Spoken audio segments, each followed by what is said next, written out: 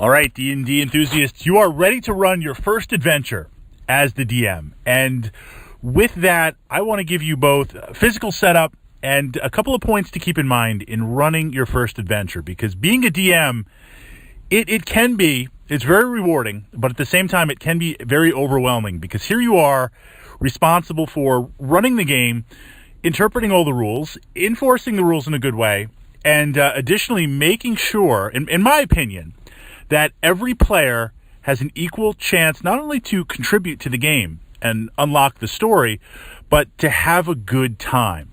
To sit down, play a role-playing game for a few hours, take a step out, and create this alternate universe.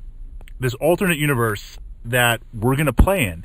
And this is challenging because everyone has a different way of playing D&D, but everyone gets a different level of enjoyment for the game. I've played in parties as a DM where I've had players maybe a little bit like myself, a little bit over-animated, very enthusiastic, very charismatic, in there playing, rolling, just getting involved in everything. And at the same time, players that they're happy to sit there and be quiet and just kind of observe the story and contribute here and there. And for a while, this one player that I'm thinking particularly in mind, I really felt like, well, I don't think they're having fun in my games. And that kind of worried me seriously a little bit because I want everyone to have a lot of fun, but my games are always open.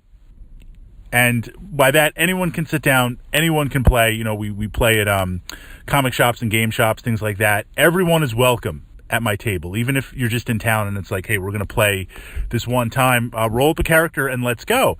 So with that, this player was there for like 2 months, keeps on playing. And there's a lot of choices. There's 5, 6, 7, 8 games running at one time. And that's not to say I'm a better DM than some of the other DMs there, but this player was coming to play in my games. And I found out over time that this is how they enjoy D&D. So this is one of the things that we want to unlock as the DM. The number one goal as the DM, and I'm trying to narrow this down here. This is challenging. I'm trying to narrow it down. Well, two things blended into one. The first is you can never make a mistake. You can never mess things up. You can never forget something and the adventure ends and your players are like, what's going on? Because keep this in mind. You have the extreme meta knowledge of the adventure, of what's going to happen, how it's going to run, but you have the final decisions of how to implement that. The players, they don't know what's behind the DM screen. They don't know what's behind that door, what's in the next room, or how it's going to play out, or what it's going to do. That's the discovery, the excitement of it. So once you realize that and you're free from that, it suddenly opens up so many possibilities because you can relax a little bit. This leads into the second point, finding your vision, finding your voice, being comfortable as a DM that the synergy of the rules and the narrative and the story to the point where you can really shine. You can bring your personality, what makes you unique, not only as a DM, but your imagination, your contribution as a player, as a human being, as a member of this amazing community, elevating that to the height. You do that if you're relaxed. I call that finding your vision and voice from a very famous prophet there, right? This leads into the setup. I like to have in an optimal situation to play D&D. Well, I'm thinking about, you can play D&D anywhere, right? I mean, we could play it right now. But I remember one game where we were going down to a Warhammer 40,000 convention, and it was like a 4 or 5 hour drive. And we were a little bit behind, so we're like, you know what? We're driving down there. We are not stopping. We've got a full tank of gas. We can just barely make it.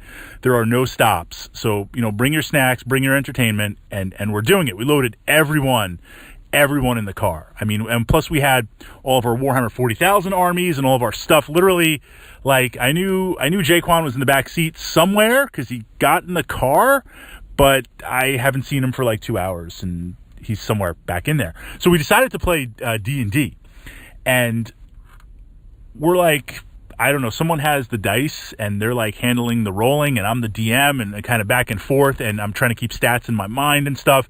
It was disorganized, and when there were like rules questions, it's like, okay, well, okay, you do this. So certainly, look, you could play D&D in any environment, but an optimal environment, in my opinion, would be one where, as the DM, I have enough space to set up my Dungeon Master screen. And we've talked about this in a previous blog post. The DM screen could be something as elaborate as, which I think the current 5th edition DM screen is one of the best that I have seen. It's got some really nice graphics on there on the front with the red dragon. Okay, admittedly, I'm a sucker for dragons. It's got the artwork. It's got the stats in the back. Everything you kind of need just to look up or to remind you, or more importantly, to make a decision. Because we don't want to break the narrative. We're going to keep that in mind for a second. So with that, right, DM screen could be something very elaborate, or it could just be a pile of books. I've done that. It could be a screen of your own custom making. But the idea with the DM screen is it allows a physical barrier between you and the player, so you could set up your dice, your miniatures if you're playing with them, your maps, your notes, your snacks, getting everything ready. So if you need it, you can just immediately go and grab it. Because there's a lot, even if you're going virtual, there's a lot with the DM that you need to manage, that you want to manage, that you want to have at the ready. Keep that in mind. This is key, having it at the ready. And if it's all laid out, you don't have to worry about the players seeing it, because we don't want to spoil the meta of the game, right? So a perfect example of having it ready. Imagine at some point at the game, the players are collecting pieces of a map. So maybe before the game, I have a map, I rip it up into 6 or 7 pieces, crumple it up a little bit, right? And it's ready to go. So if I don't want them to know how many pieces of the map there is, maybe it's an irregularly shaped map rather than just a perfectly square map on there. So if I have these pieces, I don't want them to see the pieces. If I have the pieces like in my gaming bag or hidden, whenever they uncover one, I'm going to have to pause. I'm going to have to stop. I'm going to have to go find it. It would be better to have them like someplace if I could put them out, 1, 2, 3, 4, 5, and just hand them out as needed, ready to go. We're not going to break the immersion. We're not going to stop the narrative on here. So a DM screen is a great chance to lay that all out. You have your maps, your text, you've got some scratch paper on there, you've got pens and pencils, everything that you need to play. It makes it much easier to have it organized. Now, building on that suggestion, the monster manual. There are going to be times where you are confronting your players with a monster and it has special abilities. No way we're going to memorize all of them on there. I think I could do pretty well on a monster test, but that's only because I've been DMing for a long time. But even with that, there's a lot of stuff where it's like, wait, I just ran this encounter last week and I don't even remember. Like, okay, it's a gaze, some sort of saving throw, what's going on? You're going to have to look stuff up, and that's okay. But what I would recommend is knowing the monsters that the party is going to encounter in the adventure, in the campaign for this session, and tabbing them or penciling them in the book or writing down the page numbers depending on your system, so that this way, if there is a question, I can quickly go to the book. I can quickly look it up. You're not going to be able to look up everything. That's why I don't recommend making notations in your player's handbook or Dungeon Master's Guide, because there are going to be things that are going to come up that need to be resolved. The DM screen will help that.